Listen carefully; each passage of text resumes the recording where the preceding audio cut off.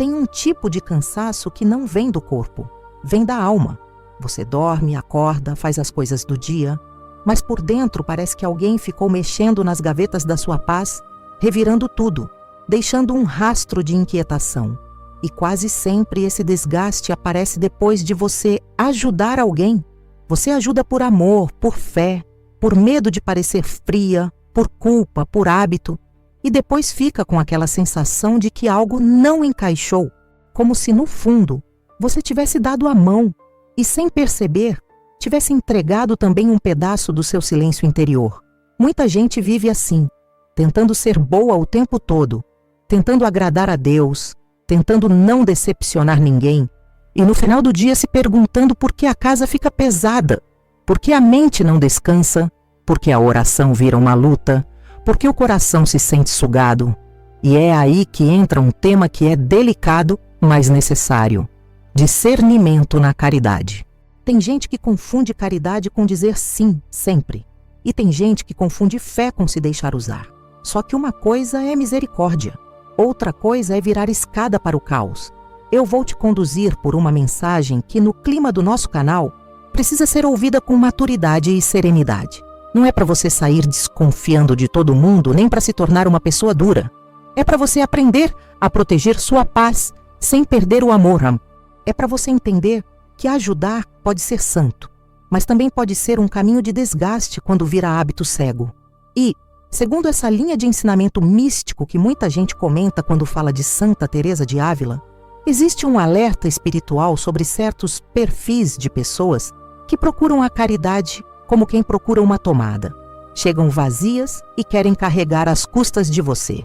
Só que elas não buscam mudança, buscam conforto.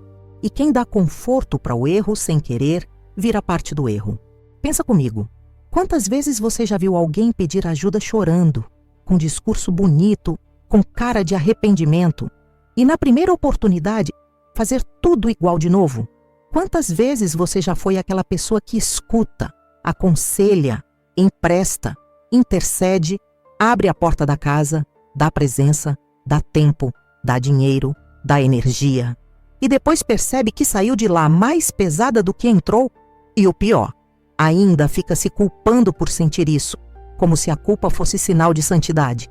Só que a culpa pode ser só manipulação interna. Aquela voz que diz: se você não ajudar, você é má. E essa voz quase sempre não vem de Deus, porque Deus corrige, mas Ele não humilha. Deus orienta, mas Ele não te empurra para uma escravidão emocional. Quando a gente fala de 5 pessoas que um cristão não deveria ajudar, o risco é alguém ouvir isso com raiva, com soberba, com frieza. Não é esse o espírito. O espírito aqui é: você não pode sustentar o pecado do outro, nem virar muleta para a irresponsabilidade, nem ser plateia para a maldade, nem ser patrocinadora do desrespeito ao sagrado.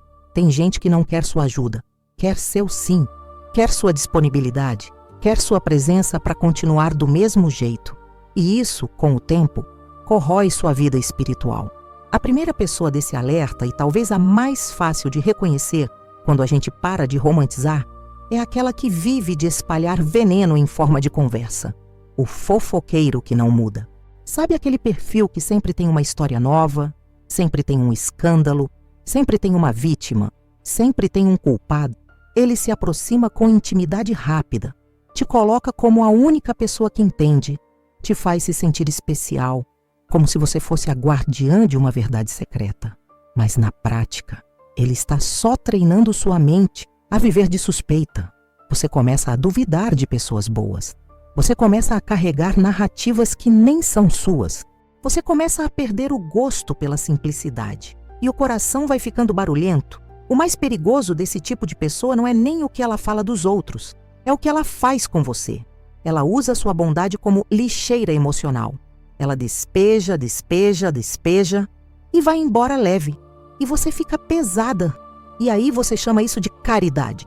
Só que caridade não rouba sua paz desse jeito. Caridade pode cansar o corpo, mas ela costuma deixar uma luz interna. Já a presença repetida do veneno deixa inquietação, deixa a mente acelerada, deixa a vontade de comentar, deixa a sensação de confusão. E se você percebe que depois de conversar com alguém, Você já sai com vontade de contar aquilo para outra pessoa, ou com medo, ou com raiva, ou com desconfiança. Isso é sinal de alerta. A caridade verdadeira com esse perfil não é virar ouvinte, é chamar com amor a responsabilidade. É dizer, eu não vou alimentar isso, eu não vou participar desse tipo de conversa. E se a pessoa se irrita, se faz drama, se te culpa, se te chama de fria, melhor ainda porque aí você enxerga o ponto. Ela não queria sua ajuda, ela queria sua audiência. E audiência é combustível. Tem gente que vai dizer, mas eu fico com dó porque ela sofre. Sofre sim, mas você percebe que o sofrimento vira instrumento. A lágrima vira chave para abrir a porta da sua casa e da sua mente. E aí quando você dá atenção sem limite, você vira cúmplice sem perceber. Não porque você quer, mas porque você normaliza. Você vira o porto seguro do comportamento que destrói comunidades inteiras. O comportamento que separa, que cria intriga, que racha a família, que contamina amizades. E quando você se dá conta, você mesma já está mais dura, mais desconfiada, mais ansiosa. E ainda acha que isso é cuidar. E o que dói mesmo é que às vezes esse perfil está dentro da família. Às vezes é alguém muito religioso por fora, mas que usa a devoção como enfeite, enquanto por dentro faz guerra com palavras. E o coração inocente cai nisso porque pensa, se fala de Deus, então é bom. Só que nem toda fala de Deus vem de Deus. Tem gente que usa o nome de Deus como escudo para continuar sendo tóxica.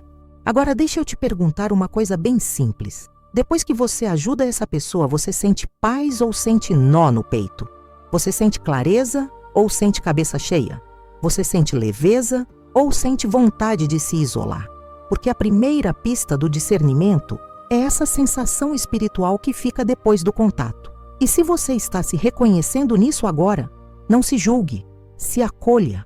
Você não é ruim por estar cansada. Você só precisa aprender a ser sábia. E isso é só o começo, porque tem outros perfis mais difíceis, mais próximos, e que mexem com culpa de mãe, de avó, de gente que ama de verdade. E o próximo pode estar do seu lado pedindo ajuda há muito tempo, do mesmo jeito, com o mesmo ciclo. Eu sei que esse tema mexe com você, porque mexe com uma parte muito sensível, o medo de parecer egoísta, principalmente quando a pessoa é próxima, quando você tem história com ela, quando você tem afeto. Só que existe um ponto que quase ninguém fala com clareza. Ajudar alguém que não quer mudar pode virar uma forma de atrasar a vida espiritual dessa pessoa. Parece duro, eu sei, mas olha o que acontece na prática. Você resgata, você resolve, você suaviza a consequência e a pessoa aprende que sempre vai ter uma saída humana para não precisar enfrentar a própria responsabilidade. Aí o ciclo se repete e você vai ficando exausta e ela vai ficando acomodada. No final, você se sente usada e ela se sente salva, mas só por fora. Por dentro, nada muda. O segundo perfil desse alerta é exatamente esse. A pessoa que rejeita de forma consciente e repetida aquilo que poderia de fato curar a alma, mas vive pedindo ajuda como se a sua bondade fosse o plano principal. E aqui a gente precisa falar com honestidade. Tem gente que quer o braço do cristão, mas rejeita a mão de Deus, quer socorro, mas não quer conversão, quer acolhimento, mas não quer mudança, quer que você faça o papel que não é seu, ser salvadora no lugar da graça.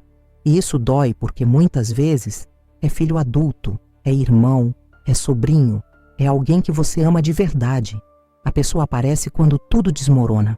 Uma crise, uma dívida, um problema, uma confusão, um relacionamento bagunçado, uma escolha ruim que estourou. E aí ela te procura. Você, com coração de mãe, de família, de pessoa de fé, vai lá e ajuda.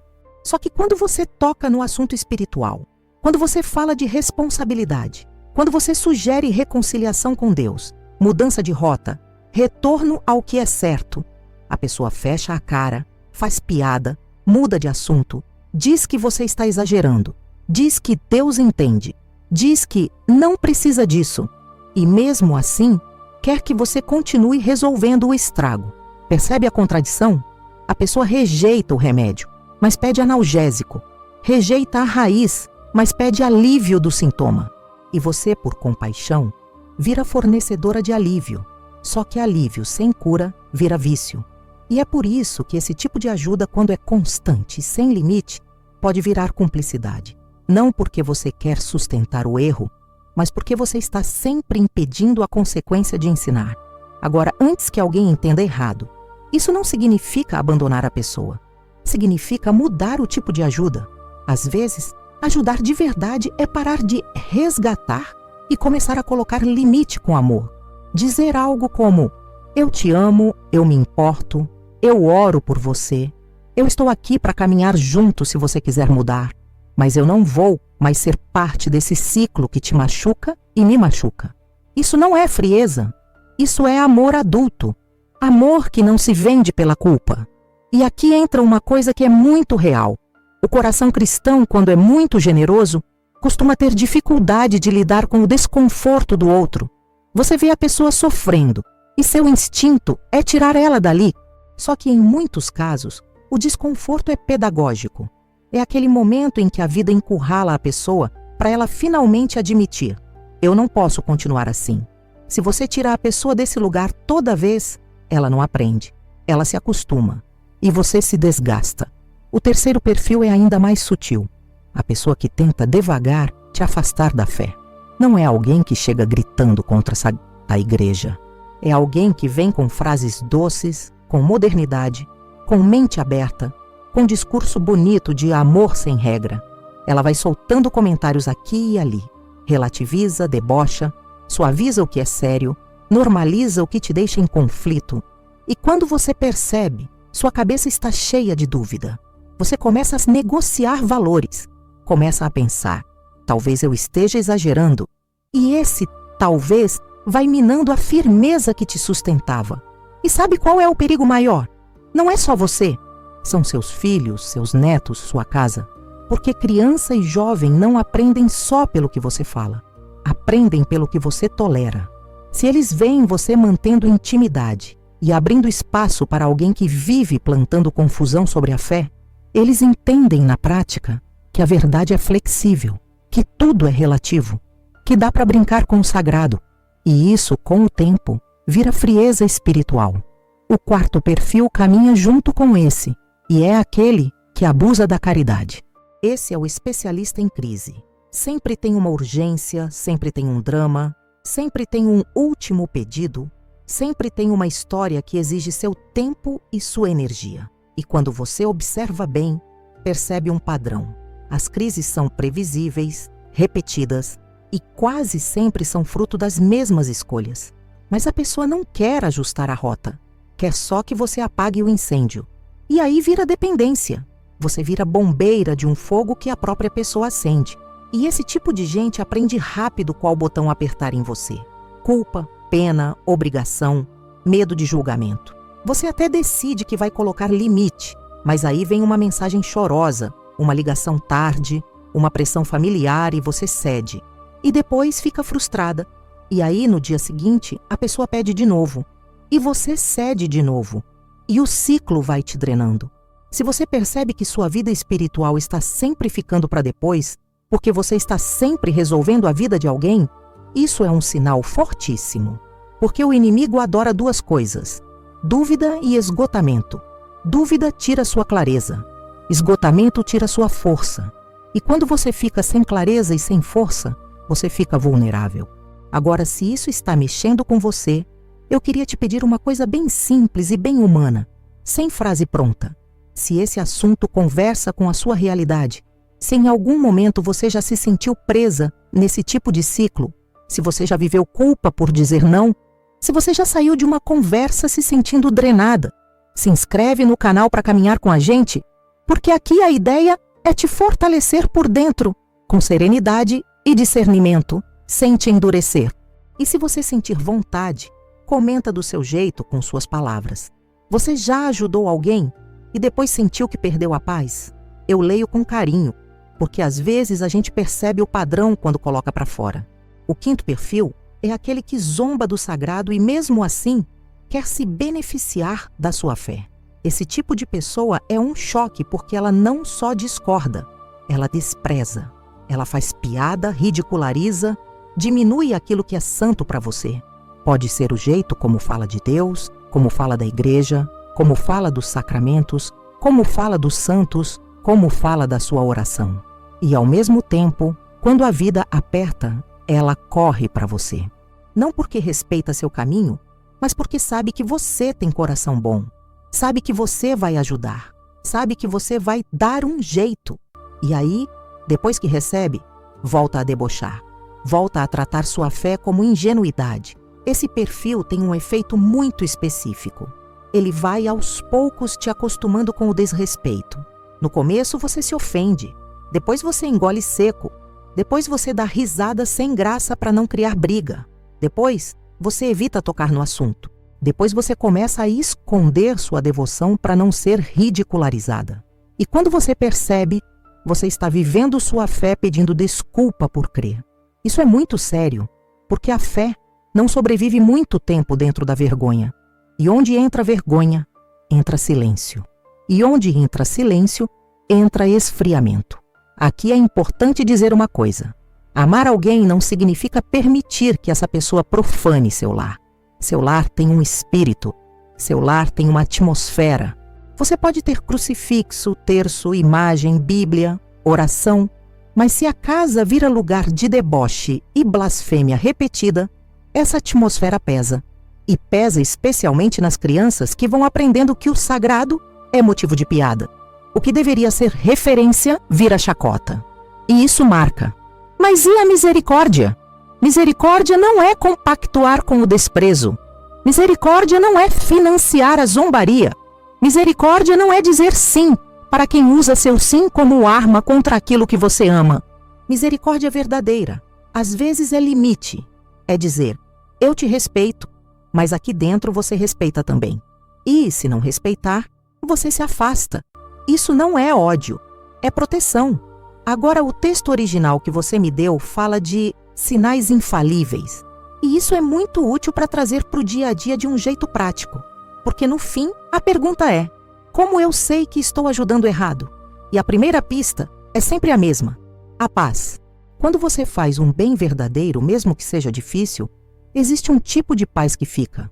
Quando você faz um bem que alimenta um ciclo doentio, fica inquietação, fica peso, fica confusão. A segunda pista é a repetição sem mudança. Não é tropeço normal de quem está tentando. Todo mundo pode cair e levantar, mas existe uma diferença gritante entre quem luta e quem usa. Quem luta mostra movimento, mesmo que lento. Quem usa mostra ciclo, sempre igual, com as mesmas desculpas, as mesmas promessas, a mesma cena. E você vai percebendo que a história tem roteiro. E o roteiro sempre termina com você pagando o preço. A terceira pista é o isolamento. Você começa a se afastar de quem te faz bem espiritualmente. Começa a evitar comunidade, oração, missa, leitura, conversas que edificam. Por quê? Porque sua energia está toda sugada por demandas. E aí sua fé fica sem alimento. E uma fé sem alimento fica frágil. É simples assim.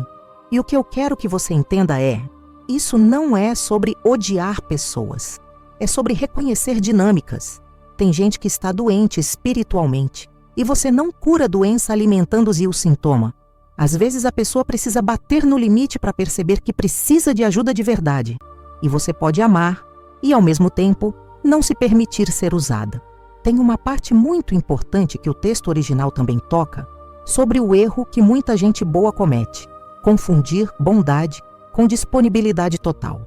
Muita mãe e muita avó foi criada para pensar que mulher boa é a que aguenta tudo, resolve tudo, sofre calada, não diz não. E aí cresce achando que limite é pecado. Só que limite santo é proteção. Limite santo é maturidade. Limite santo é dizer, eu te amo, mas eu também me respeito. E às vezes o limite dói. Dói porque você vai ser chamada de egoísta. Dói porque vão tentar te manipular. Dói porque vão jogar passado na sua cara. Dói porque você vai sentir saudade do papel de salvadora. Principalmente se você se acostumou a se sentir necessária. Só que seu valor não está em ser necessária. Seu valor está em ser filha amada de Deus. Quando você se cura dessa necessidade de ser indispensável, você começa a se ajudar de um jeito mais limpo, mais livre, mais verdadeiro. E aí sua caridade deixa de ser ansiedade e vira luz. Eu queria te fazer uma pergunta bem direta, mas com carinho. Você tem ajudado alguém que te deixa em pedaços por dentro? Você sente que sua casa perdeu paz por causa de alguém que sempre chega com uma carga? Você sente que sua oração enfraqueceu porque você vive apagando incêndio alheio? Se sim, talvez a vida esteja te chamando para um ajuste que não é abandono, é discernimento. E se você está comigo até aqui, eu quero te pedir mais uma vez, de um jeito bem humano, se inscreve no canal, não como quem clica por obrigação, mas como quem decide caminhar junto, porque esse tipo de assunto não se resolve num único vídeo. E principalmente, eu queria muito que você contasse nos comentários uma história sua, se você se sentir à vontade. Uma vez em que você ajudou alguém e percebeu depois que aquilo estava roubando sua paz, ou uma vez em que você colocou um limite e mesmo com medo, sentiu alívio. E, se você aprendeu alguma coisa com essa mensagem, escreve também o que ficou mais forte para você, porque quando você coloca em palavras, você firma dentro de você. Vamos aterrissar tudo isso na vida real. Porque discernimento não é só uma ideia bonita, é uma prática diária. E dá para começar simples. A primeira coisa é você parar de tomar decisão no impulso da culpa. Toda vez que alguém te pedir algo, tenta fazer uma pausa interna. Nem que seja 1 minuto, nem que seja uma respiração mais longa. E pergunta para Deus com honestidade: isso aqui é amor ou é medo? Porque muitas vezes você ajuda não por amor, mas por medo de ser julgada, medo de ser chamada de ruim, medo de perder a aprovação, medo de conflito. E ajuda motivada por medo deixa rastro de ansiedade. A segunda coisa é observar o fruto. E aqui não tem romantismo. Fruto aparece com o tempo. Se você ajuda alguém e essa pessoa se levanta, aprende, caminha, agradece, cresce, ótimo. Se você ajuda e a pessoa repete, repete, repete, e ainda te culpa quando você cansa, isso é sinal. Se você ajuda e sai com paz, ótimo. Se você ajuda e sai drenada, confusa, irritada, sem vontade de rezar, isso é sinal também. Deus não te chama para uma caridade que te destrói por dentro e te afasta dele. Deus te chama para uma caridade que edifica. A terceira coisa é você aprender a dizer não sem agressividade e sem explicação demais. Porque tem gente que usa sua explicação como brecha para negociar. Você diz não posso, a pessoa diz mas só dessa vez. Você diz não dá, a pessoa diz mas você sempre deu. E de negociação em negociação, seu limite vira piada. Então seja clara e simples. Eu não vou conseguir. Eu não vou fazer isso. Eu não posso participar disso. E se você quiser acrescentar amor, acrescenta. Eu oro por você. Não precisa virar um tribunal, só precisa virar firme. E tem um detalhe: limite não é castigo. Limite é amor com coluna. Limite é você proteger o seu lar, sua mente, sua rotina, sua fé. Limite é você deixar a pessoa encarar a própria vida sem te usar como amortecedor. Às vezes o maior presente que você dá é não impedir a consequência. Porque a consequência, do jeito certo, ensina. E aí a pessoa, quando cansar de sofrer, vai buscar mudança real. E se você quiser um passo ainda mais concreto, pega essa prática simples. Toda noite, antes de dormir, revisa mentalmente as ajudas que você deu no dia e se pergunta 3 coisas. Primeiro, eu senti paz ou inquietação depois disso?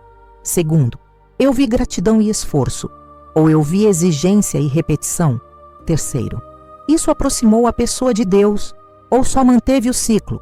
Essa revisão é como uma limpeza. Ela vai te devolvendo clareza. Agora eu quero fechar com uma imagem que eu acho que descreve muito bem esse tema. Seu coração é uma casa. E toda casa tem porta. Caridade não é deixar a porta escancarada para qualquer um entrar com qualquer espírito. Caridade é abrir a porta com sabedoria, oferecer o que é santo e proteger o que é precioso. Você pode ser luz sem virar poste. Você pode amar sem virar muleta. Você pode acolher sem virar depósito de caos. Se hoje você percebeu que precisa ajustar alguma coisa, faz isso com serenidade. Não precisa brigar. Não precisa se justificar para todo mundo, só precisa começar. Porque quando você muda o padrão, muita coisa muda junto. Você para de atrair gente abusiva. Você para de sustentar ciclo. Você volta a respirar por dentro. E, principalmente, você volta a ter espaço para Deus. Que essa mensagem te deixe mais leve, não mais pesada. Que ela te devolva coragem para amar com sabedoria. E que você aprenda a reconhecer quando ajudar é servir. E quando ajudar é se perder.